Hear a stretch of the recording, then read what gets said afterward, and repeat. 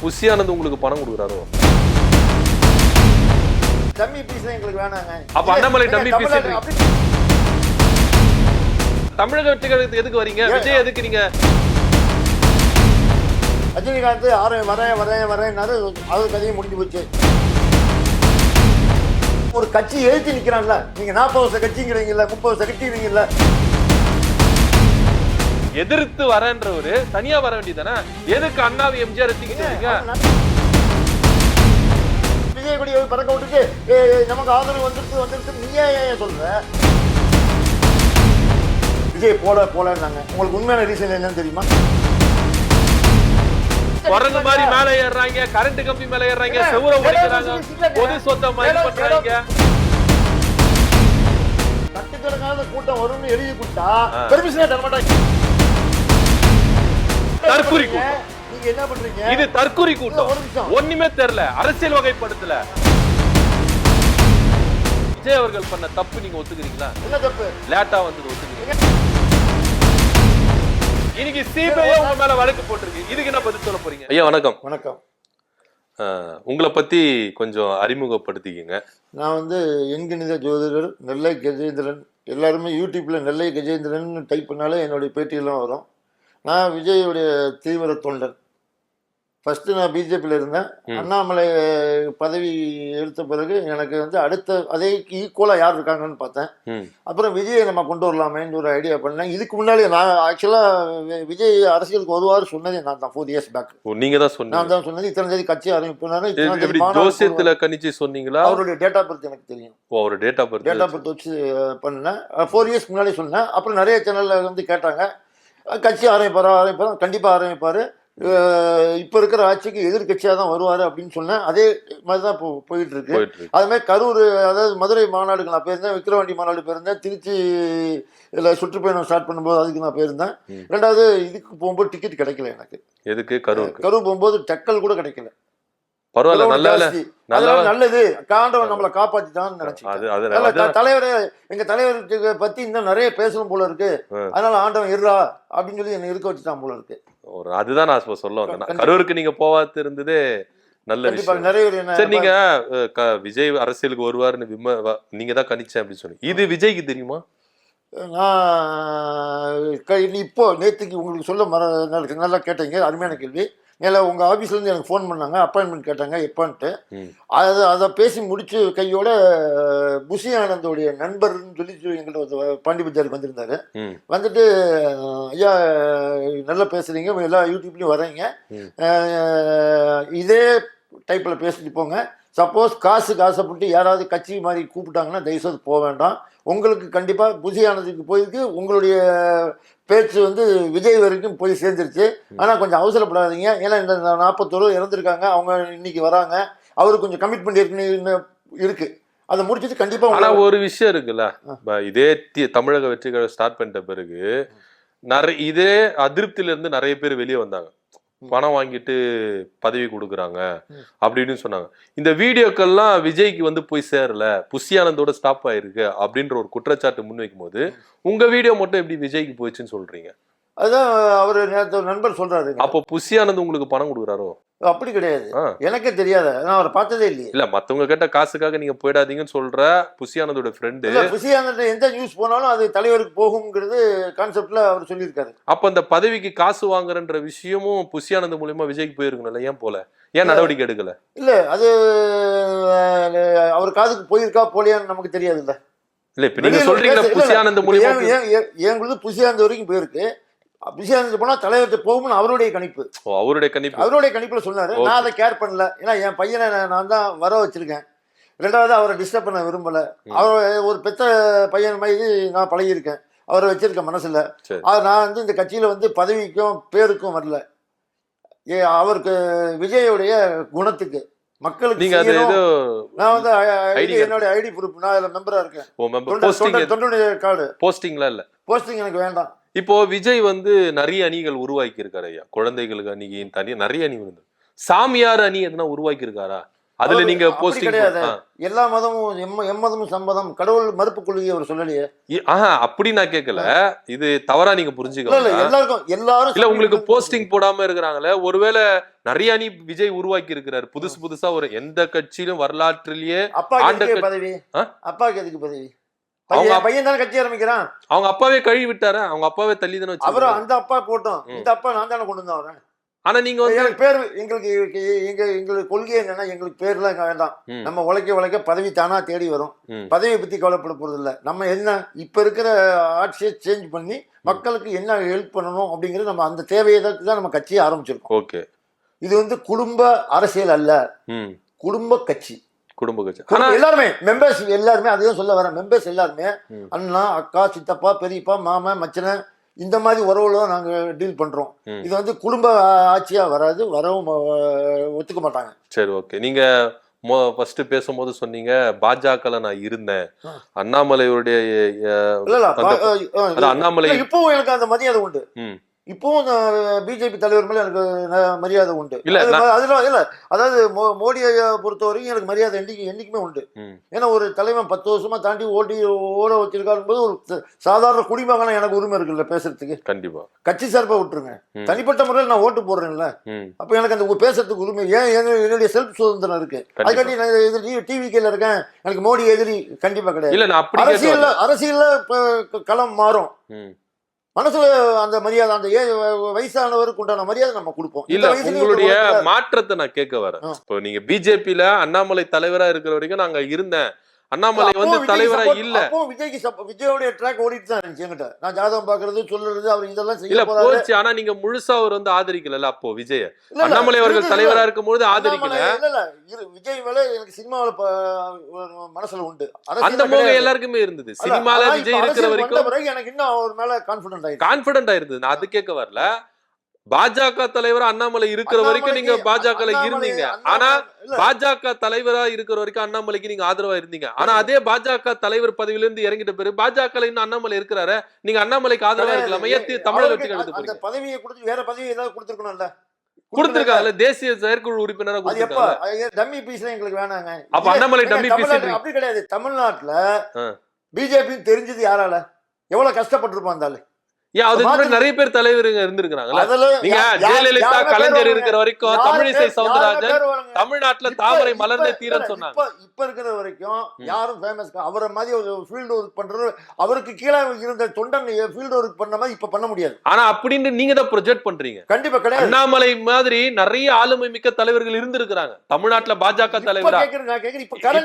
அண்ணாமலை ஒரு நிமிஷம் இருங்க. அண்ணாமலை வந்து எப்போ இங்க தமிழ்நாட்டுல பிரபலமாறான்னா 2 ஆளுமைகள் இல்லாத டைம்ல, கலைஞரோ ஜெயலலிதாவோ இல்லாத டைம்ல. ஆனா இதே கலைஞர் ஜெயலலிதா இருக்கும் பொழுது தமிழிசை சவுந்தரராஜன் இருந்து பாஜக வளர்த்திருக்காங்கல்ல. அண்ணாமலை அப்ப கூப்பிடலையா? அன்னைக்கு கூப்பிட்டு இன்னும் வளர்ந்திருக்கும். அப்ப ஐபிஎஸ் பதவி அவரு ராஜினாமா பண்ணிட்டு வரல, இங்க வந்து ஐபிஎஸ் பதவி ராஜினாமா பண்ணிட்டு வராரு. வெற்றிடமா இருக்கிற இடத்துலதான் உள்ள வராரு. அங்க இங்க அரசியல் செய்யணும். 2 ஆளுமைகள் இருக்கும்போது வரல. மிச்ச தலைவர் பேரெல்லாம் சின்ன குழந்தை கேட்டா தெரியாது. நீங்க சின்ன குழந்தை வரைக்கும் கேளுங்க, எல்கேஜி படிக்கிற பையன் கேளுங்க, போட்டோ காமிச்சு கேளுங்க, அண்ணாமலை கரெக்டா சொல்லும். மிச்ச தலைவர் போட்டோ காமிங்க, அது பேர் தெரியுதான். இல்ல சொல்றாங்கல்ல, எம்ஜிஆர் சொல்றாங்க, ஜெயலலிதா சொல்றாங்க, உதயநிதியை சொல்றாங்க, ஸ்டாலினை சொல்றாங்க. நான் கேக்குறது பிஜேபியில கேக்குறேன். இப்ப நீங்க பேசி பிஜேபி கேக்குறேன். இந்த தலைவர் போட்டோ காமிச்சு யாருன்னு கேட்டா தெரியாது. இலாகலேஷன்ல தெரியும். பிஜேபியில நீங்க சொல்றது கரெக்ட் தான். நீங்க சொல்ற இந்த வாதத்தை பிஜேபியில அண்ணாமலை தவிர்த்து இப்ப இருக்கிற ஜெனரேஷனுக்கு யாருமே சொன்ன தெரியாது. அது ஓகே, அது நான் ஏத்துக்கிறேன். இப்ப அப்படி இருக்கும்பொழுது தமிழக வெற்றி கழகத்துக்கு எதுக்கு நீங்க திடீர்னு யூ டர்ன் பண்றீங்க? அண்ணாமலை இன்னைக்கும் பாஜக தானே இருக்காரு. அவர் வந்து தமிழ்நாடு தலைவராக இருந்தார் இல்லையா, அதுல இருந்து எடுத்ததுல இருந்து அந்த பழைய ஸ்பீடு கிடையாது. அண்ணாமலை ஸ்பீடு இல்லன்றீங்க. அண்ணாமலையோட ஸ்பீடு இப்ப உள்ள தலைவருக்கு இல்லைன்னு சொல்ல வரேன். ஆனா அண்ணாமலை ஸ்பீடா தானே இருக்கிறாரு. இப்போ இன்னைக்கும் பாஜகல ஒரு நிமிஷம், இன்னைக்கே பாஜகல அண்ணாமலை தலைவர் பதவியில இல்லனா கூட அவரை பின்பற்றவங்க இருக்கிறாங்கல்ல, ரசிகர் மன்றம் வைக்கிறாங்களாங்க. நிறைய பேருக்கு தெரியாது. ரசிகர் மன்றம் வைக்கிறாங்களா, எவ்வளவு ஃபேமஸ் ஆச்சு. இண்டிவிஜுவலா பண்றது வேற, கட்சி கட்சி பேரை தான் கேக்குறேன். இண்டிவிஜுவலா ரசிகர் மன்றம் வச்சுக்கிட்டோம். அது மாதிரி நீங்க இருந்துட்டு போயிருக்கலாமேன்ற. தமிழக வெற்றி கழகத்துக்கு எதுக்கு வரீங்க? விஜய் எதுக்கு நீங்க தலைவர் பதவியில நீங்க வைக்கிறீங்க? அண்ணாமலை வச்ச இடத்துல நான் விஜய் சின்ன பிள்ளைல இருந்து நடிகர்ல இருந்து நான் பார்த்தவன். எனக்கு ரொம்ப அவர் பிடிக்கும்.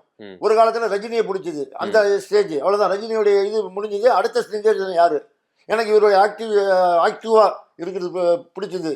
ரெண்டாவது எல்லாரும் கமல் கட்சி ஆரம்பிச்சாரு, இழுத்து முடிவு போயிட்டான். ரஜினி ஆரம்பிச்சாரு இருக்கிறாரு, கமல் யாரு கூட ஒட்டிக்கிட்டே இருக்கு சார். உங்க கட்சிக்கு சார் போச்சு, ஒட்டிக்கிட்டே இருந்தாலும் இருக்கிறாருல. நீ மாத்திரம் தான் பதவி வாங்கியிருக்க, நீ மாத்திரம் தான் பதவி, நீ மாத்திரம் போய் ஜாயின் பண்ணிருக்க. மிச்சம் உன் கட்சியில உங்களுக்கு என்ன வாங்கி கொடுத்துருக்க? அவர் இப்பதாங்க ஆரம்பிச்சிருக்காரு, வருவாரு, பொறுமையா வருவாரு. எடுத்த திடுப்புல தூக்கி போட்டோம்னா சினிமால பாப்போம், நடிக்கிறத பாப்போம், அதோட அவர் கதை முடிஞ்சு போச்சு. ரஜினிகாந்த் வரேன்னாரு, அவர் கதையும் முடிஞ்சு போச்சு. நீங்க தான் வர விடுங்க. கேளுங்க, சரத்குமார் வரேன்னாரு. துட்டு செலவு பண்ணி வரணுங்க மக்களுக்கு. என்ன செலவு கொடுத்தீங்க மக்களுக்கு சொல்லுங்க. இப்ப இந்த ஆளு கொடுத்தானே எங்க ஸ்கூல் பள்ளிக்கூட படிக்கிற குழந்தைகளுக்கு உண்டான செலவு எல்லாம் அவர் ஏத்துக்கிறாரு. என்ன செலவு யாருக்கு? எல்லாரையும் கூப்பிட்டு உங்களுக்கு கொடுக்கலையா? விஜய் கொடுக்கலையா? அது உதவிங்க, கல்வி உதவி. அதுதான் அதே மாதிரி ரஜினிகாந்த் என்ன கொடுத்தாரு? கல்வி உதவி மக்களுக்கு, தமிழக மக்களுக்கு. இங்க இருந்து துட்டு எடுத்து போய் பெங்களூர்ல கொண்டு போட்டே தவிர இங்க மக்களுக்கு என்ன செஞ்ச? சார் சரத்குமார், எங்க காசு தான் உங்களுக்கு சினிமால. எங்க எவ்வளவு படம் பார்த்துருப்போம் உங்க படம். எங்க காசு, மக்கள் காசு தானே. மக்களுக்கு என்ன திருப்பி செஞ்சியா? செய்யலையே. கமலஹாசன் என்ன செஞ்சாரு சொல்லுங்க? செய்யல. இவன் செஞ்சான், இவன் செய்ய போறான். ரெண்டாவது ஒரு கட்சி எழுத்து நிக்கிறான்ல. நீங்க 40 வருஷ கட்சிங்கிறீங்கல்ல, 30 வருஷ கட்சிங்கிறீங்கல்ல, தில்லா எழுத்து நிக்கிறான்ல. ஏன் இந்த 3 பேர் நிக்க வேண்டியதானே? சரி, நிக்க வேண்டியது, தனியா வர வேண்டியதானே. எதுக்கு எம்ஜிஆர் அண்ணா தூக்கிட்டு வராரு? எப்படி? எதுக்கு எம்ஜிஆர் அண்ணா தூக்கிட்டு தனியா நிக்க? நீங்க எதிர்க்கிறேன்னு முடிவு பண்ணீங்கல்ல. பொது சொத்துங்க. அதாவது நீங்க மிச்சம் ஜெயலலிதா அம்மா, கலைஞர் எல்லாம் பொது சொத்து கிடையாது. அண்ணா ஃபர்ஸ்ட் கட்சின்னு ஆரம்பிச்சு அண்ணா தான். புரிஞ்சுட்டீங்களா? ரெண்டாவது மக்களுடைய எல்லாருடைய மனசுலயும் எம்ஜிஆர் வந்து தெய்வம், கடவுள். அது கடவுளை யார் வேணா கும்பிடலாம். ஆனா அண்ணா மூலஸ்தானம், ஒரு நிமிஷம், அண்ணா மூலஸ்தானம் தாராளமா. அவர்தான் தமிழ்நாட்டில் ஒரு கட்சிங்கிற ஒரு பேரே தெரிஞ்சது அவரை வச்சுதான். புரியுதுங்களா? இவங்க தெய்வம்.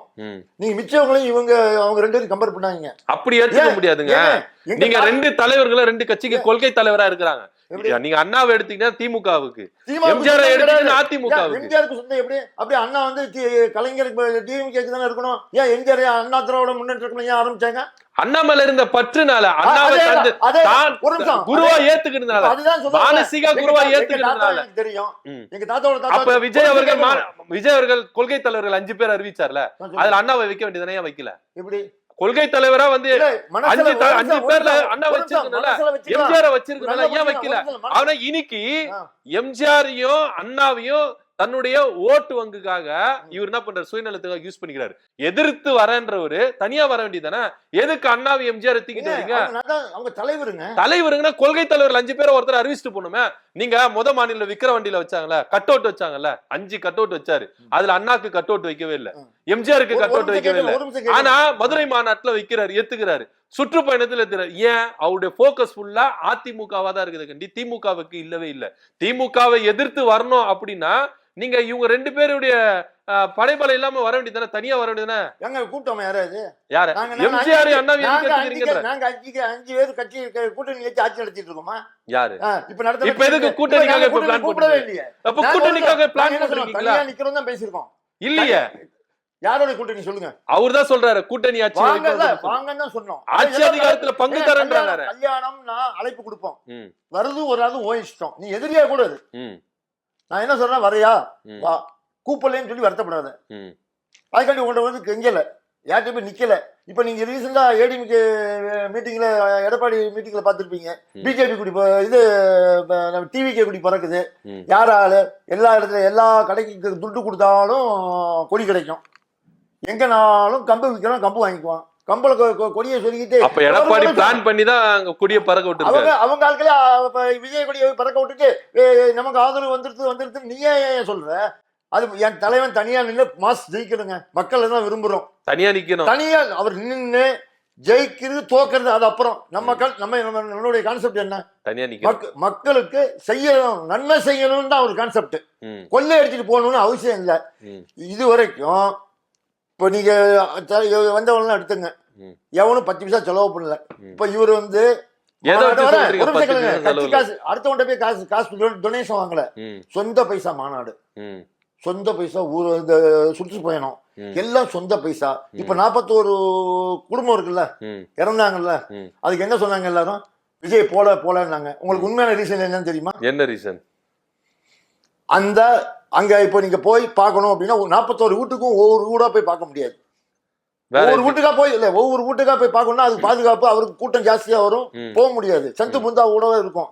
அது பலவழி இந்த மாதிரி தலைவர்னு அதாங்க, மக்களோட போய் மக்களை நிக்கணும். அதுதான் சொல்ல வரேன். அவர் ஊருக்கு அங்க போய் பார்க்க போறதுக்கு சரி ஒரு மண்டபம் ஏதோ ஒரு மண்டபத்துல எடுத்து ஒரு ஃபங்க்ஷன் பண்ணி வர சொல்லிடுவோம்னு பார்த்தா மண்டபம் மிரட்டுறாங்க சார், உங்களுக்கு நாங்க யாரு முடியாது. ஆளுங்கட்சிகள் வந்து இப்ப இருக்கிற கட்சி ஆளுங்கட்சி மிரட்டுது. ரெண்டாவது அதுக்கு பாதுகாப்பு ஏதாவது நடந்து போச்சுன்னா எங்க மேல கேஸ் போடுவாங்க. திருப்பி கூட்டம் வந்துச்சுன்னா தயவு செய்து முடியாது. சரி வேணாயா, ஹோட்டல்ல இருக்கிற ஹால் பார்த்தாங்க, பார்ட்டி ஹால் இருக்கு, அதுமே ஹால்ல பத்தி அங்கேயும் அவன் தரமாட்டேன். ஏன்னா ஏன் தரமாட்டாங்க மண்டபத்துக்காரங்களும் ஓட்டருக்காரங்க ஏன் தரமாட்டாங்கன்னா விஜய்க்கு வருகிற கூட்டம் அந்த பில்டிங்கை நாசனம் பண்ணிடுவாங்க. தெரியுதா, கூட்டம் வரும் தெரியுதா. ஒரு நிமிஷம் மிஸ்டேக் யாரு கேட்கணும், நாஸ்தி பண்ணுவானு கிடையாது. அந்த அளவுக்கு கட்டுக்கு அடங்காத கூட்டம் வருதுன்னு ஒத்துக்கிறீங்க. ஏங்க கூட்டம் வரணும்னா அது கண்ட்ரோல் பண்ணுங்க, சமாளிக்கிறதா காவல்துறை. ஆமா, அது எப்படி உங்களுக்கு, நீங்க எல்லாத்துக்கும் காவல்துறைனா எதுக்கு பப்ளிக் சர்வீஸ் எதுக்கு வந்தீங்க? நீங்க உங்க இஷ்டத்துக்கு இது பண்ணுவீங்களா? நீங்க ஆளே இல்லாத கட்சி ஆபீஸ்க்கு 1000 போலீஸ் போடுவீங்க. ஒரு இடத்துல ஒருத்தர் மீட்டிங் போடுறான் அப்படிங்கும்போது 500 போலீஸ் அனுப்புறீங்க. அப்ப எதுக்கு 10,000 பேர் வரீங்க எழுதி கொடுக்குறீங்க? யாரு நீங்க 10,000 பேர் வந்து எத்தனை பேர் வருவாங்க எப்படியா தெரியும்? நீங்க என்ன சொல்றா கட்டி கடங்காத கூட்டம் வரன்னு சொல்லி இருக்கணும். 10,000 பேர் வரும்னு சொல்லிட்டு சொன்ன டைமுக்கு வரல, சொன்ன டைமுக்கு வரல. கட்டுக்கடங்காத கூட்டம் வரும்னு எழுதி கொடுத்தா பெர்மிஷனே தர மாட்டாங்க. ஏற்கனவே 5-6 ரூபாய் அலைஞ்சா எப்படிங்க பெர்மிஷன் தருவாங்க? நீங்க வருகிற கூட்டம் ஒழுங்கா வந்துட்டு ஒழுங்கா போனா பரவாயில்ல.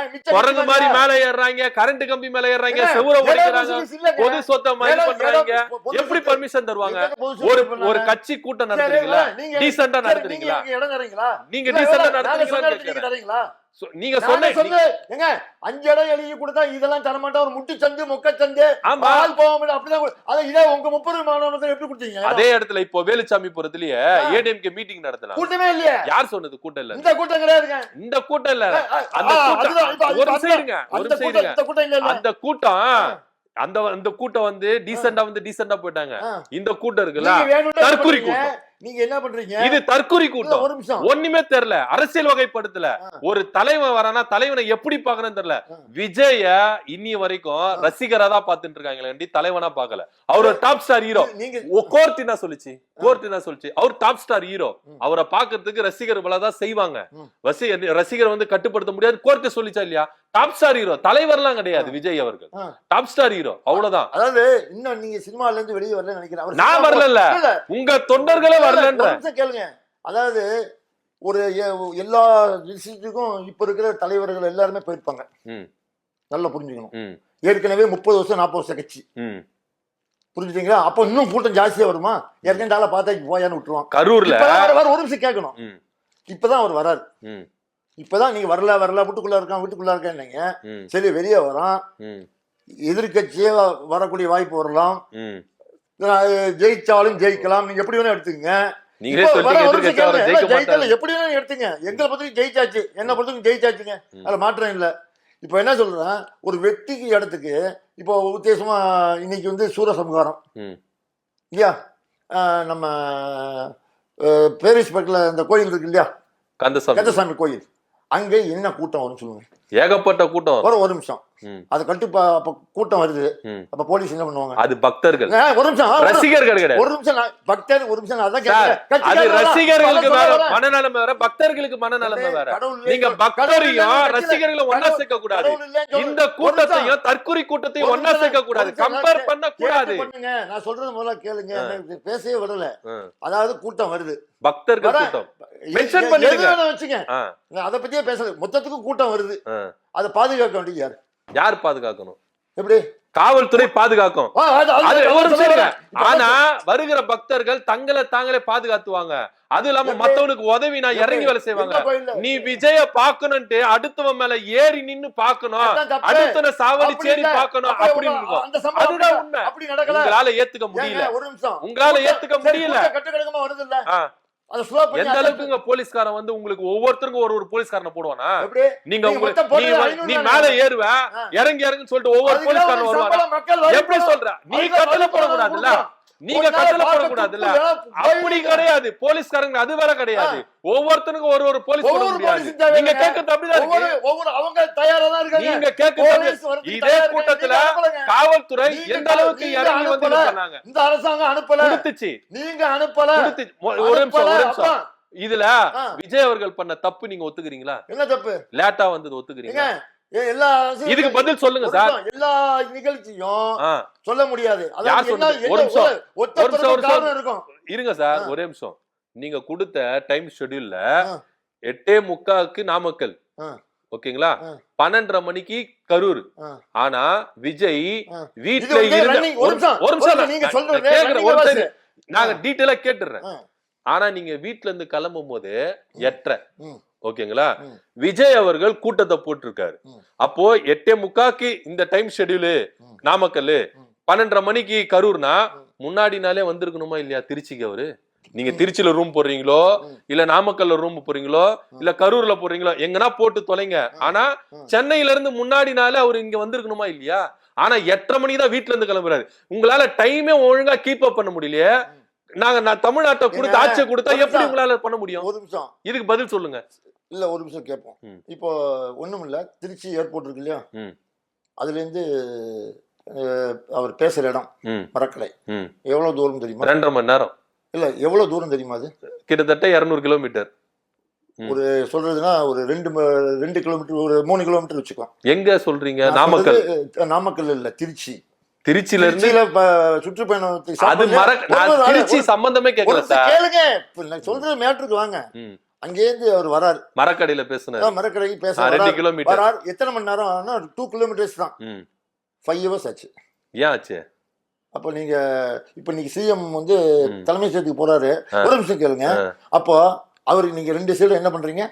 பாதுகாப்பு போட்டு அந்த கரெக்டா மக்களுக்கு டிஸ்டர்ப் இல்லாம, அதுவும் ஓப்பனா சொல்றேன், மக்களுக்கு டிஸ்டர்ப் இல்லாம அந்த கேப் மொத்த நிப்பாட்டிட்டு டக்குன்னு அவரை தள்ளி விட்டுட்டு அடுத்தால பாஸ் பண்ணி விடுறீங்க. கரெக்ட். இது ரொம்ப இது வந்து சென்னையில 2 வீலர்ல போறவங்க தான், நடந்து ரோட்ல யாரும் போல. இது பப்ளிக்ல ரோட்ல குவிஞ்சு கிடக்கான். அத அவர் வராரு தெரியுது இல்ல, 2 சைடு அவங்களுக்கு சிரமம் இல்லாம மக்களுக்கும் சிரமம் இல்லாம ஒதுக்கி விட்டு அவர் அனுப்பிச்சிருக்காரு. அவரே 5 மணி நேரம் அங்க வச்சீங்க. அதுதான் சொல்றேன். அங்க யார் தெரியுமா தப்பு பண்ணது? காவல்துறை தப்பு பண்ணல. ரோட் ஷோ அலௌடுகல, ரோட் ஷோ அலௌட் இல்ல. அன்னைக்கு திருச்சி மரக்கடையில ஒரு நிமிஷம் நான் சொல்றதை கேளுங்க சார். நாங்க சொல்றது கேளுங்க. நீங்க பேசுறதே பேசுனா உண்மையா நான் சொல்ற முதல்ல கேளுங்க. நீங்க சொல்ற வாதத்துக்கே நான் வரேன். இதே திருச்சியில இருந்து மரக்கடைக்கு 2 கிலோமீட்டர் வருதுந்தா நீங்க அடிச்சு புடிச்சு வந்ததால 2 மணி நேரம் வச்சுங்க. 5 மணிக்கு வராரு. ஏன்னா பொறுமையா வந்தாரு. அவ்வளவு கிரௌட் வந்துருச்சு. காவல்துறை அனௌன்ஸ்மெண்ட் பண்ணிட்டே இருக்காங்க, ஸ்பீடா போங்க போங்கன்னு சொல்லிட்டு. ஆனா வரல. இதே விஜய் கரூர்ல திருச்சியில இருந்து நாமக்கலுக்கு எத்தனை கிலோமீட்டர்? திருச்சியில இருந்து நாமக்கலுக்கு எத்தனை கிலோமீட்டர்? 2 மணி நேரத்துல வராரு.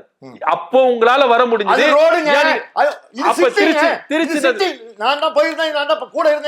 அதுதான் சொல்றேன்.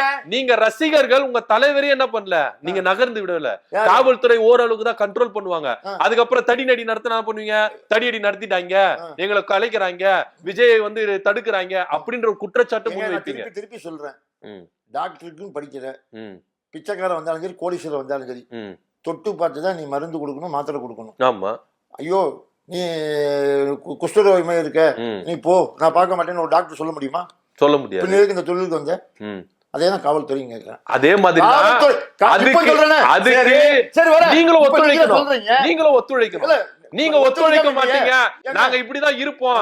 காவல்துறைகளை கண்ட்ரோல் பண்ணனா எப்படி கண்ட்ரோல் பண்ணும்? ராணுவத்தை தான் கொண்டு வரணும். உங்களை கண்ட்ரோல் பண்ணனா அதே பாதுகாப்பு பண்றதுக்கு துப்பு இருந்தது. நீங்க கண்ட்ரோலா பண்றதுக்கு துப்பு இல்லன்றாங்க. ஒரு காலேஜ் உங்களை நீங்க சுயமா கண்ட்ரோல் பண்ணீங்க தெரியல. இதுதான் தற்குறி கூட்டன்ற நானு. விஜய முதல்ல அவர் வந்து என்ன பண்ணல, தன்னை தானே அவர் வந்து பாதுகாப்போட எல்லாரும் இருக்காங்க. கருப்பளவு எப்படி நடக்குது? பாதுகாப்பு ஒரு இடத்துக்கு ஆள் பாதுகாப்பு நீங்க சொல்றீங்களா? முதல்ல இந்த ஆட்சியில அதாங்க மைனஸ். என்ன அப்ப மைனஸ்? இந்த எல்லா இதுலயுமே இவங்களுடைய எடுத்துக்கிட்டீங்கன்னா போலீஸ சுத்தமா, போலீஸ் மேல கூட சொல்லல, போலீஸ சுத்தமா செயல்படாம விட்டுறீங்க. செயல்பட விட்டதுனால தான் எடப்பாடி கூட்டம் விஜய்க்கு இது விஜய் கூட்டம் எடப்பாடிக்கு வராது. அப்ப எதுக்கு நீங்க வந்து விஜய் வந்து காவல்துறைக்கு நன்றி சொன்னாரு? யாரு? காவல்துறை எதுக்கு நன்றி சொன்னார் கரூர்ல? அதுலயும் தொண்டை இருக்கானுங்க. உங்களுக்கு வேணும்னா காவல்துறை தூக்கி தலையில வச்சுப்பீங்க, வேண்டாம்னா அப்புறம் தூக்கி போட்டு மிதிப்பீங்களா? தப்பு செஞ்சா கேப்போம், நல்லது செஞ்சா பாராட்டுவோம். என்னத்த தப்பு செஞ்சாங்க? முதல்ல உங்களை நீங்களே வந்து என்ன பண்ணல, கண்ட்ரோல் பண்ணிக்க. உங்க தலைவருக்கு நீங்க இடைஞ்சலா இருக்கீங்க. நான் கட்சி தொண்டனு இப்ப நாங்கெல்லாம் பேசுறது வாயில ஒரு வார்த்தை கூட தப்பா வராது. இப்ப ஆளுங்கட்சியில உள்ள 2-3 பேர் பேசலாம், வார்த்தையில மகா மட்டமான வார்த்தை. எங்க கட்சியில யாராவது பேசுறாங்களா? உங்க தலைவரே பேசுனாரு. என்ன பேசுனாரு சொல்லுங்க? சிஎம் அங்கிள் சொன்னாரு. பொது வெளியில சொல்லாமா? ஒரு சிஎம் அப்படி சொல்லலாமா? ஒரு சிஎம் சொல்லலாமா? நாங்க வந்து ஃபேமிலி கட்சி. நாங்க வந்து நீங்க ஃபேமிலி கட்சினா உங்களுக்குள்ள கூப்பிட்டுங்க, மாமா, மச்சான், சித்தப்பா, பெரியப்பா நீங்க கூப்பிட்டுங்க. ஆனா ஒரு சிஎம் அப்படி பொது வெளியில கூப்பிடலாமா? அதுவும் கலாய்க்கிற விதத்துல பேசலாமா? அது தப்பு தானே? இதே உங்க ஒரு நிமிஷம் இருங்க. உங்க தலைவருடைய அப்பாவே விஜய கண்டிச்சார் அப்படி கூப்பிட்டு இருக்க கூடாதுன்னு. இந்த விஷயம் தெரியுமா? அவங்க கட்சிக்காரங்க எல்லாம் பேசுறாங்க. உங்க தலைவருடைய அப்பாவுக்கு சொன்னாங்க. உங்க தலைவருடைய அப்ப நீங்க பேசுவீங்களா? அவங்க எங்க தொண்டரோ யாருமே ஒரு என் தலைவனோ உங்க தொண்டர்கள் உங்களுக்கு ஆப்போசிட்டா பேசுனா எந்த அளவுக்கு கிளிக்கிறாங்க சொல்லிட்டு ஒவ்வொரு சோசியல் மீடியா எடுத்து பாருங்க. வார்த்தை கெட்ட இதே சொல்லிருப்போம். ஐயோ யூஸ் பண்ணல. யார் சொன்னது கெட்ட வார்த்தை? நான் காட்டிட்டேன், ஆதாரத்தை காட்டிட்டேன். என்ன பண்ணுவீங்க? எவ்வளவு தவறான வார்த்தைகள். இவ்வளவு உயர் நீதிமன்ற தலைவர் ஒரு நிமிஷம் இருங்க. உயர் நீதிமன்ற நீதிபதி செந்தில்குமார் அவரே வேதனைப்பட்டாரு. நான் நீதிபதியா என்ன இந்த அளவுக்கு இப்படி பேசுறாங்க? யார் சப்போர்ட்? அவங்க சட்ட ரீதியா பண்றாங்க. உங்களால சட்டத்தை ஏத்துக்க முடியல, அதனால தான் சிபிஐக்கு ஓட்டீங்க. இப்பதான் சுப்ரீம் கோர்ட் சிபிஐக்கு ஓட்டீங்க. எதுக்கு போனோம்? சிபிஐக்கு போனீங்க. நீங்க சரியில்லை. எதுக்கு போன? இங்க 56 ஓட்ட உண்டான கேஸ் எதுமே நடத்த துப்பு இல்ல. சரிங்க. இது வந்து எஸ்ஐஆர் வந்து தமிழ்நாடு அரசு முதல்ல நியமிக்கவே இல்ல. அத முதல்ல தெரிஞ்சுக்கணும். ஓகேங்களா? உயர் நீதிமன்றம் நியமிச்சது. உச்ச நீதிமன்றம். உயர் நீதிமன்றம் இருங்க, ஒரு நிமிஷம் இருங்க. இத நடத்துறதுக்கு உங்களுக்கு அதிகாரம் இல்ல. நீ எப்படி நடத்துன? அதிகாரம் இல்லன்னா சொல்லல, அதிகாரம் இல்லன்னா சொல்லல. ஒரு நிமிஷம் இருங்க. உயர் நீதிமன்றம் தாமாக முன் வந்து கரூர் வழக்கை எடுத்து விசாரிச்சது. அதுல சிபிஐ நீங்க கேட்டீங்களா? அவங்க என்ன சொல்றாங்க? சிபிஐ ஆரம்ப கட்டத்திலே கொடுக்க முடியாது, எஸ்ஐஆர் நாங்க போடுறோம், சிறப்பு புலனாய்வு குழு போடுறோம். எங்களுக்கு புலனாய்வு குழு வேண்டாம்னு சொல்லிட்டு சிபிஐக்கு போனீங்க. இன்னைக்கு சிபிஐ உங்க மேல வழக்கு போட்டிருக்கு. இதுக்கு என்ன பதில் சொல்ல போறீங்க? இப்ப சிறப்பு புலனாய்வு குழு சொன்னீங்கல்ல, அது எத்தனை கேஸுக்கெல்லாம் போட்டு எந்த நிலைமையில இருக்கு எனக்கு சொல்லுங்க. சிபிஐ எத்தனை வழக்கு போட்டு சீக்கிரமா உங்களுக்கு வழக்கு முடிச்சு கொடுத்துருக்காங்க? இதை என்ன சொல்லிருக்காங்க? உங்க மேலதானே கேஸ் போட்டிருக்காங்க. உங்களுக்கு உங்க மேலதானே எஃப்ஐஆர் போட்டிருக்காங்க. இப்ப ரிட்டையர்ட் ஜட்ஜி போட்டிருக்காங்க இல்லையா? அவங்கள நீங்க தெரியும், அவரை பத்தி உங்களுக்கு அது வந்து சிபிஐ மேற்பார்வையிடுற ஒரு குழு. அவரை பத்தி உங்களுக்கு தெரியுமா கேக்குறேன். அவர் எவ்வளவு ஷார்ட்டா முடிக்கிற நபர் உங்களுக்கு தெரியுமா? சூப்பரான தீர்ப்பெல்லாம் கொடுத்திருக்காரு, ஜல்லிக்கட்டு கொடுத்திருக்காரு. அதுதான் சொல்ல வரேன். அப்போ விஜய் மேல தப்பு இருந்து இந்த கரூர் நிகழ்ச்சிக்கு விஜய் தான் காரணம்னா, சுப்ரீம் கோர்ட் வந்து இந்த ஆர்டர் சிபிஐக்கு போடு, இந்த ஜட்ஜ போடு, நீதிபதியை போடுன்னு சொல்லுவாரா? எனக்கு அதுக்கு பதில் சொல்லுங்க. இது இப்போ நீங்க நான் கேட்டிருக்கேன், இப்ப இதுக்கு பதில் சொல்லுங்க. இப்போ விஜய் மேல தப்பு ஒரு நீதிபதிக்கு தெரியும். மதுரை நீதிபதி சொன்னார்ல, அதே மாதிரி சுப்ரீம் கோர்ட் நீதிபதி வந்து விஜய் உங்க மனுவை ரிஜெக்ட் பண்றேன்னு ரிஜெக்ட் பண்ணிருக்கணுமா இல்லையா? எப்படி ரிஜெக்ட்? ஏதோ காரணம் போய் ஏதோ ஒண்ணு இருக்குப்பா. விஜய் மேல தப்பா இருக்கிறதுனாலதான் இது பண்றாங்க. சரி, ஓகே. ஒரு நிமிஷம். இப்ப சிபிஐ நீங்க போனீங்களா?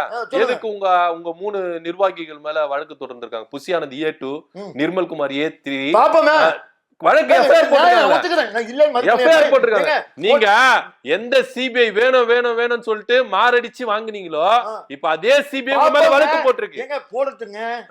அப்ப தவறு இருக்கு ஒத்துக்கிறீங்களா? தீர்ப்பு யாருக்கு? இப்போ சிபிஐ ஒரு நிமிஷம் இருங்க சார், ஒரு நிமிஷம். சந்தேகப்பட்டுக்கோ, நாங்க வேணாம்னு சொல்லல. ஒரு நிமிஷம் இருங்க. சிபிஐ வந்தா நியாயமா விசாரிக்கும்னு சொன்னீங்களா? உங்களுடைய கூற்றுப்படி சிபிஐ வந்தா நியாயமா விசாரிக்க நம்மள விடுதலை பண்ணிடுவாங்கன்னு நினைச்சீங்க. ஆனா இன்னைக்கு டான மாறிடுச்சு. இப்ப சிபிஐ வந்து நீங்க பயப்படுறீங்க. அதையே நாங்க பயப்படல. நாங்க தீர்ப்பு என்ன இது பார்க்கணும்ல. நீங்க தீர்ப்பு தான் மெயின். சிபிஐ வந்து போட்டாங்க, வரல. நீதிபதி முடிவு எடுக்கணும். தீர்ப்பு வரன்னு பாப்போம். தமிழக வெற்றி கழக தொண்டர்கள் எந்த அளவுக்கு தற்கூரியா இருக்கிறாங்க உங்களை பார்த்து. ஹாஸ்பிட்டல்ல பாதிக்கப்பட்டவங்களா இருக்கான், நீ அவனை போய் பார்க்காத. பாதிக்கப்பட்ட ஸ்பாட்டுக்கு வானா என்ன? இது தற்கூரி. கூட இருந்து இது தற்கூரி. தற்கூரி தானமா பேசுறீங்க.